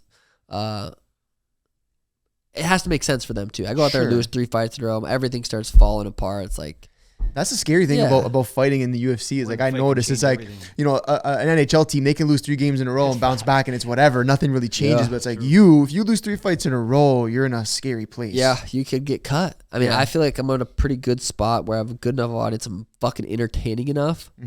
I don't see myself losing 3 fights in a row because I don't. But it's scary, dude. I mean, that's the reality that. But I'm also setting myself up good. Yeah, I got my house paid off. I got I got money in the bank. I got money in stocks. I got good enough relationships around me. Like if I were to lose 3 fights, get cut, like I'm still good. I'm not fucking struggling. Yeah. But yeah, fighting's fucked up. Yeah, that's the most fucked up sport in the world. That must kind of keep you up at night to a certain extent. Like damn, like it could really be over in 3 fights. Like I feel so much more secure now that I've done what I've done. Sure. But I remember my first UFC fight, Petr Yan 5 years ago. Like 2 days. It was like December 1st, 2017. So a couple days ago. It was 5 years ago. I remember sitting in the back thinking like, oh shit, I lose this fight, I lose one more, I technically could get cut. And that was the first. I usually don't really have negative thoughts. Everyone kind of does, but I'm usually good at countering them right away with positive thoughts. But I remember having that thought vividly. I was like, damn, that's a crazy thing. Now I'm in a position to where I've fucking won 9 fights in UFC, whatever. Like I've created a big enough name brand. I'm not really worried about that.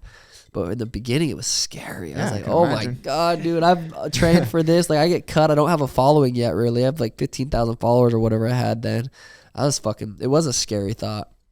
In terms of investing, you mentioned a bit, you're setting yourself up. Yeah. Is there anything that you could talk about in terms of what you've invested in besides real estate? I have 3 houses here in Arizona. That's probably like the biggest thing. Just investing in myself. And then I have like, what are those fucking smart people you give their money to that invest? Yeah, the financial planners and shit. Yeah, put some money in there. They do their thing. I think everyone's kind of losing money in the stock right now. But just trusting in that. And then I paid off my house that I'm in, which is some people will say you should or shouldn't, but I wanted to pay that off because I want to keep my monthly bills as low as possible, and knowing that I could sell that house anytime I want for $1 million. I could be a millionaire whenever I want. If I go broke, I'm like sell my house, fucking live in an apartment, fucking $1,000 a month. I'm good. So I always like have that house paid off, renting out the other houses, like that. Those are probably the biggest investments. The Lamborghini's a bit of an investment, if you want to call it that. No, it still counts. Yeah, like expensive cars like that can be Yeah. If you get the right cars, they can be an investment. You buy a car for $220,000, it's like rare or whatever. I don't know if like a celebrity driving, if that has any, like some houses. I know houses can be like, we're gonna redo our inside of our house. I want it to be. I was telling Danny, I'm like, I don't want to live in just a fucking normal house. Like this shit's got to be crazy. Like, we got to add some. So we had an interior designer come up yesterday. We're gonna do some crazy shit in the house. But like that's probably gonna add value, or for sure it's gonna add value. But if it's real crazy and very unique, it's gonna even add more. More 100%. So, And then say it's your house. yeah, exactly. So I think we'll be able to. Is Arizona like the spot long term for you? It's a good question. It's a very good question. I think as long as I'm fighting, I live probably 20 minutes from here. The other gym I train at is about 25 minutes from my house. So where I'm at in Peoria, it's like west side Peoria, is away far enough from Scottsdale. Tempe's even further. Those are the fun spots of Arizona. That's like where you're gonna go out and go clubbing. So I'm away from all that. There's not very many hot chicks in Peoria. Like I don't really. That's a big distraction. I always gotta stay away from like distractions. So I'm not running into hot chicks. Yeah, that would be an issue. So you're like, good. Yeah, I come to the gym, train, go home. I'm not fucking going out to the club. I'm not going I'm not going places where there's gonna be distractions. So right now, as far as until I'm in, maybe after I retire and get out of the UFC, I could see myself maybe moving somewhere else. Okay. But as long as I'm training and staying disciplined, I'm gonna stay here for sure. If you had to move though, where would you go? I don't know. I don't know if I've explored enough places. I for some reason being by the ocean is really fucking cool. Yeah. I really like the ocean. But I'd probably ask Danny. I'd probably let her pick and see if she had an opinion on where she would want to go, because she probably. But it's tricky too. And like once Elena gets to a certain age and starts making friends, it's like fuck. How do you just pick up and leave? Yeah. So it's tricky. I feel like we're pretty good with just going with the flow and just kind of doing what we need to do and within the next like months and stuff. So yeah. You gonna have any more kids, you think? It's another good question. It's like you want a boy? A little boy would be fucking fun, dude. I was my older brother Michael, who moved down recently, has a son who's 4, and I took him to jiu-jitsu yesterday of a kids class. Okay. And I was kind of trying to help him learn, and I was like, damn, dude, having a little boy doing. But Elena's gonna do jiu-jitsu when she's old enough too. She's 2 right now, so in 2 years she'll start jiu-jitsu, and I'll be able to it's different when it's a boy though. Of course. Maybe there's some girls that are fucking good at savages. jiu-jitsu, Yeah. Might be in the DNA, bro. Yeah. Danny's gotten really good at jiu-jitsu. She's athletic. I feel like all Mexicans know how to like kind of like box a little bit and all that scrappy. Feisty, yeah. Mexicans have the toughest chins, so they're tough. But I think Elena's gonna be a good athlete, so I think it'll be fun to watch her do jiu-jitsu. If we have another accident out there, obviously we'll keep it. But I'm trying to get Tim and Mariah to have a baby. Okay. And if they get pregnant and Danny decides that she wants to, cause getting pregnant for a girl is like, it's hard work, that's bro. a fucking, it's a year, dude. Yeah, it's a straight commitment. Damn near a year. And then Your training camp, pretty much. Dude, yeah. It's actually crazy. When Danny told me she was pregnant, it was a couple weeks out from Jose Quinones. Mm-hmm. So her first trimester, I fought. Second trimester, I fought Eddie Wine. Then the third trimester, so each trimester of her pregnancy, I fought. Jeez. So we were in fight camp for 9 months, but it affects them even years, like a year after. Their hormones are fucked up. They're very insecure. Their fucking boobs get lopsided. You know what I mean? There's so much that goes into a girl being pregnant that we don't even understand. So it's up to Danny if she wants to get pregnant again. Yeah. What does your family think about how successful you've become in this industry and what you've done over time, and especially your dad maybe being an ex-cop or? Yeah. My dad's the only one that hasn't moved down. He's still living in Montana, but we got the entire family moving down. My mom's living in one of the houses. My brother lives across the street. My sister's doing her thing. So you took care of everybody? Yeah, taking care of the family. It's I don't think they understand like what's really like going what on. I put in. Like I think my mom kind of she's like, I'm proud of you, honey. Like I don't think she gets it. She doesn't know what I'm doing. She doesn't see the hard work. Like they don't watch me train. They don't watch me spar. They don't see the work I put in, which is, I don't know. I don't expect her to watch me train and stuff, but I don't think they get it. I want to be the biggest athlete. Right now, I'm probably up there. One of the biggest athletes right now, at least in the States. And I don't think they get it. I don't want them to look at me like I'm some fucking superstar or anything, but I don't think they know the work I've put in. And now I'm making all this money, and they think it's cool, and they're happy for me and shit too. They're probably very unexpected too. I dropped out of high school, hated school, got in trouble. I'm sure they were like, "What the fuck is this kid gonna do with his life?" So now it's like, what the hell? Yeah, they're kind of tripping out. Come out to your fights? My mom and dad went to Abu Dhabi. My mom has a very tough time watching the fight. Actually, she said she wasn't watching. She was in the bathroom. She came out. Getting hit and shit. Like I could see a mom. Yeah, being like, fuck, she said she came out and looked up and saw me get hit and was like freaked out. My dad does a good job. He watches. My dad's been to pretty much like 99% of my fights. It was crazy when I first moved to Arizona, and I told my mom, I said, "Hey mom, I'm gonna smoke marijuana." She lost it. Didn't talk to me for 6 months. She even today compares marijuana to meth. Damn. I'm like, Mom, I just. It's the mentality that's old school. It's so weird, dude. Traditional thinking, though. You know, they were brought up their But I whole mean, life. if you look at the science, I mean, there's got to be a point to where it's like, okay, you're stupid. Yeah. I don't think my mom's stupid. I think she's very smart, but in that sense, if you want to compare meth to marijuana, like, you're stupid. Yeah. That's a very dumb opinion. I think like, a lot of parents would, though. They Just because it's the way they were brought up, right? And think about how much cannabis was like demonized for them to think like, oh, it's still the same as meth. It sucks, but like we didn't talk for 6 months. I wasn't really making money when I first moved down here for like 4 or 5 years. Once I started making money though, everything started changing. My mom started wanting to talk a little bit, like, and not in a bad way. I don't want to say that in a bad way, but she probably was like, what the fuck? This kid just lives in Arizona doing drugs. Like she didn't see me training. She didn't go to my fight. She didn't like the fighting aspect of it. But then once I started becoming successful, it's like things changed. And yeah, but even then, it's like you said, like, bro, what you're doing is not normal. It's like if you became a fucking lawyer, it'd be a lot easier for her to understand what you did. I went to school, and then I became, this and that. But it's like you're fighting, you're quote unquote doing drugs, and then you're streaming, you're doing a podcast. She's like, bro, what the? What a life! That's the best life. Almost any parent would be like, bro, what the fuck is this kid doing? Like, you know what I mean? So it's understandable to a certain extent. But now my mom, I'd be fucked without her. How much she does for me now. Yeah. It's crazy. Like once she moved down and like how much she does, like helps me with my taxes, helps me with appointments. She's basically like a personal assistant. Okay. But she just like, obviously I hook her up. She's living in one of my houses and I gave her a car. I do all these things for her. But she does just as much for me. Like as far as help, like taking care of, like I said, the taxes and making appointments and doing all the yard work at my fucking house. Like she's just on top of all that stuff. I'd be screwed without her. So we do have a really good relationship.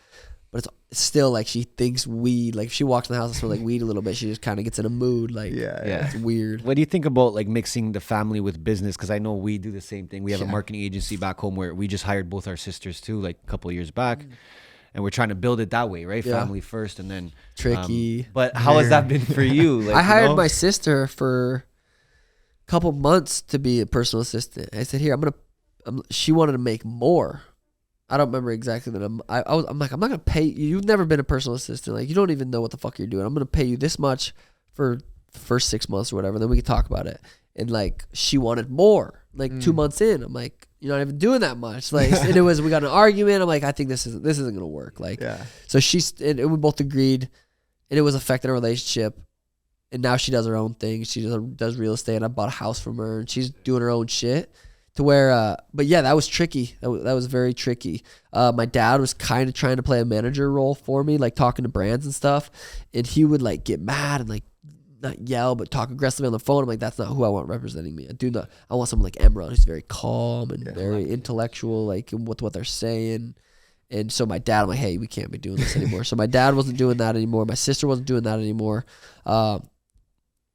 At least you tried, bro. Yeah, we tried. Danny's like I was saying, Danny's very involved in my business, and we never have any issues there. But I feel like girlfriend or partner is different than like easier. sister, way easier, or dad or mom or whatever. My mom, she's because there's like a certain history, you know what I mean, that you can never like get past at the end of the day, right? They see you in a different light. They've watched you grow up, and they've grew up with you, right? So they think that they can.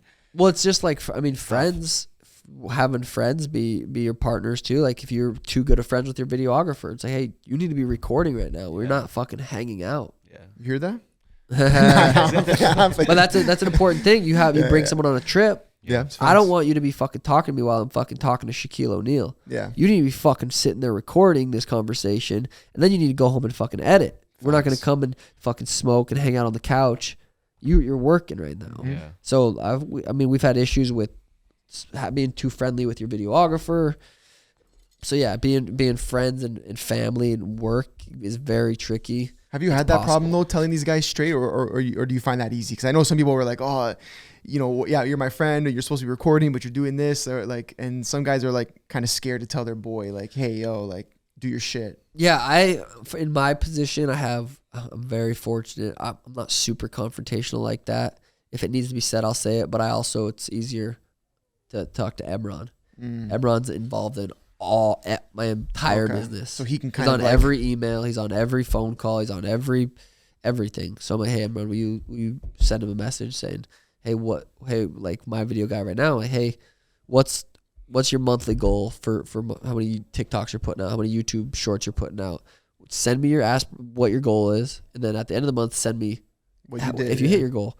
So I have Emron do that stuff because I don't feel comfortable doing it, or I mean, if I had to, I would. It's just easier. He does it. Facts, yeah. So, but yeah, Emron's a fucking man, dude. It's all about the people around you when you get to a certain level. Man. Yeah, I mean that's kind of like a John Shahidi, probably. Yeah. John and Emron, I know they talk quite a bit, and they're similar in that sense. But yeah, John's the man too. Sammy, John's a beast. Those guys are fucking awesome. Man, what they built it's so impressive. Yeah, dude. It's insane. But I gotta ask you about your tats too. Oh god, we're tat guys. We're big tat guys. Yeah. When did you start getting tatted? What was the whole plan? Fuck, dude. I remember I got my mom's so mad at me because I would get like right when I turned 18, like I was a rebel, so of course I'm gonna go get tattoos. But I was like, if I get family tattoos or religious tattoos, I won't get in trouble. Yeah. I still get in trouble, but not as much. So my first one, I got O'Malley on the shoulder, on my back, and it was fine, not really anything. Then I got like family on my arm, but that one was like on my arm, and they were starting to get mad. But then I got some shit like up here. I was like, trust God, fear no man. I got it covered up because I'm like, I don't know. I was just getting tattoos.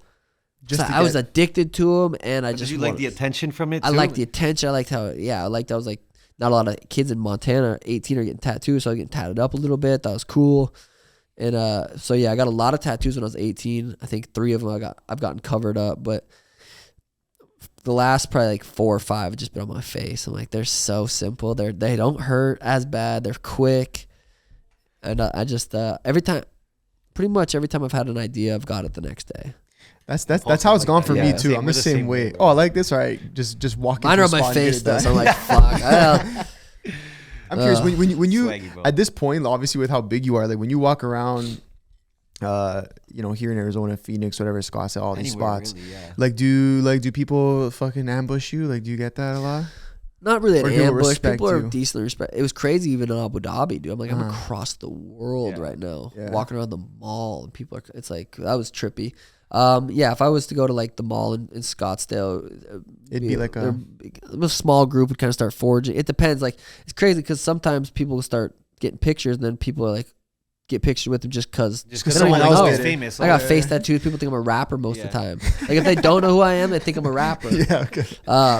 But out in Peoria, like if I go to the grocery store, at least one person will kind of say what's up. But I really don't even go to the grocery store anymore. I don't really go anywhere, dude. I come to the gym, go home. And over here, obviously, it's just like there's not. You guys see it out here. There's not a lot going on out here. There's no fucking mall. I guess there's a decent mall not too far away, but I don't go.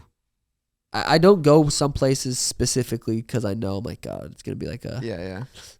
But it's part of it. I don't hate it. I don't not like it. Mm-hmm. Like if I go out and there's true fans, like someone rocking some Sugar merch, like dude, I would love to get a picture with them. If they got the merch on, I know they're a fucking fan. But a lot of people you don't even know. Like they could see you, want a picture, even though they're on fucking Instagram the day before, being like. So I guess seeing fans and stuff, if they're rocking the merch, you're fucking with dude. If the fans are rocking the merch, like that means a lot. That's like, damn, these guys are for real. How about the gaming though? I want to talk a little bit about the gaming. Yeah, I love gaming, you streaming. Bro. Would you ever be like maybe after fighting like just game? Because they make money though. I've turned down fucking huge contracts, like multiple 6 figures, like come on, to stream on certain platforms for a specific amount of hours per month. Too many hours for me though. Fair. I did not want to commit to that because I enjoy gaming when I want to game. Okay. I didn't want to force it. I didn't want to job. Play. Okay. Like I could hit those hours some months, but not every month. So yeah, gaming. I've been gaming pretty much since I've been playing sports, like the old Nintendo, Donkey Kong, Mario, the Zelda, like the old school. I've been gaming every year, literally just like sports, probably just as long. Yeah, I played every Call of Duty that's came out. I was addicted to Fortnite for like 3 years, dude. That game was. I was putting 8-hour days in something, like, because that was when I broke my foot. So I was recovering from that surgery. I was putting 8 hour, 9. I did a 12-hour stream once. Like, I was playing for real. I've been streaming for like 5 years. I was gonna say, might as well call FaZe, get a fucking deal with them. I was. FaZe Suga. I played with Optic for a little bit as like a content creator. Then a couple of their guys got caught cheating, and then they kind of like went downhill. Okay. But yeah, it's tricky when it comes to like the content creators and stuff. Yeah. It's easier just to be like. Did you do any tournaments before? I played in this Fortnite tournament in New York. It was called the Pro-Am. So the day before the Pro tournament, the New York, the World Cup. Did you guys ever see that? Booga won. Yeah. They did 50 celebrities, 50 pro players. So I played with Courage, and I think we took like 8th or some shit. It was a charity event, so we got like $20,000 to our pick a charity. So that was pretty cool. So I played in that, but as far as like being pro, I'm definitely not good enough. I'd say I'm above average, but I'm not like those. I was watching you, bro. You're pretty good. Bro. Depends what game. Like this new Warzone, this new Warzone's tough, dude. It's a bunch to get used to. I just think it's crazy how the gaming world is taking off, and these kids like nowadays, like if you're 14 and you're good at COD, like that's your career now. Could be. Like, but it's also dangerous because like, you think so? Dude, you sitting in front of a screen for 8 hours a day. That's your job. The anxiety. I mean, even if I played 3.5 hours yesterday, you get off, you have this like kind of anxiety, a stimulation of your brain that for me, it's like, okay, I can go sit outside for 20 minutes, kind of calm back down, come back to like a ground level. For those kids, like they get off, then they go watch Netflix, then they go watch YouTube, then they're on their phone, then they're playing a different game. Their life is online. They're just anxiety, dude. And then anxiety, depression right now is at an all-time high. And it's probably because there's just no pause in anyone's life. That's it's facts. Always go. You gotta meditate more, bro. And it's hard to, dude. Even for me, I know how important and how good it feels. But even I could even do it more and know it's gonna benefit my day more. But it's still hard. But imagine a kid, like a kid trying to get a kid to do that. 18-year-old kid. Good luck. Fuck. Yeah. All right, well, listen, man. I know you're fucking busy. You got shit to do, bro. Oh shit! What up? There's the one I was telling you smokes too much fucking weed. What's up, brother? Look at him. He's high right now. Schmitty, what up, brother? What's up, Schmitty? What's up, Schmitty? What's good, bro? Yeah, you been smoking today or what? Oh, yeah. He wakes up smoking. Kind of guy. Yeah. Let's go. Well, listen, I know you're fucking busy, man. You got shit to do, and I appreciate you giving us this much time. Yeah, yo, how long we been rolling for? Let's go. I fucking love minute to 40. Hear. Minute 40 too. Yo, listen, man. We're the MBH podcast. Money buys happiness. Do you believe money buys happiness? I think you can be happy without money. So I wouldn't say it's necessary to be happy, but it can relieve a lot of stress, in turn add value and happiness to your life. But I don't think it's imperative to have money to be happy. Yeah, I agree with that. I mean, you did mention earlier, like once you get rid of the bills and shit, then it's like that freedom. Yeah, especially having Elena. Like my biggest fear when I wanted to be a dad for a long time, but my biggest fear, I'm like diapers, formula. Yeah. We don't use formula. Danny still breastfeeds, but diapers, like having a baby is expensive. Yeah. But me being where I was at when we had Elena, I was wasn't stressing about that, and that was added a lot of happiness. So definitely can add happiness. Money buys happiness. All right. Appreciate you, Suga. We're going to check out the spot after this. Appreciate you having us. Yes. Subscribe, like, comment. You guys know the duties. You know what you got to do. You already fucking know. We'll see you guys next episode. We are out. Deuces.